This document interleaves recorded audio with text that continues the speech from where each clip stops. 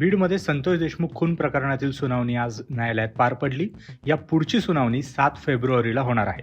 आजच्या सुनावणीत नेमकं काय झालं ते आपण जरा सविस्तर बघूया. आजच्या सुनावणीमध्ये पुन्हा एकदा आरोपीच्या वकिलांनी लॅपटॉपमधील डाटाच्या कॉपीज मिळाल्या नाहीत त्या द्याव्यात अशी मागणी केली. सरकारी पक्षाने याला उत्तर देत डेटा मिळण्यासाठी 15 दिवसांचा वेळ लागेल असं सांगितलं आहे. गेल्या 3 तारखापासून आपण जर बघत आलो तर लॅपटॉपमधील डाटाच्या कॉपीज दिल्या जात नसल्याने वारंवार तोच मुद्दा न्यायालयामध्ये उपस्थित केला जात आहे. या लॅपटॉपमध्ये नेमकं काय हे आरोपीच्या वकिलांना पाहिजे. त्यासोबतच अजून एक मोठा मुद्दा सुनावणीमध्ये गाजतोय ते म्हणजे विष्णू चाटे याचा. विष्णू चाटे याला काहीही करून पुन्हा बीडच्या जेलमध्ये शिफ्ट व्हायचंय.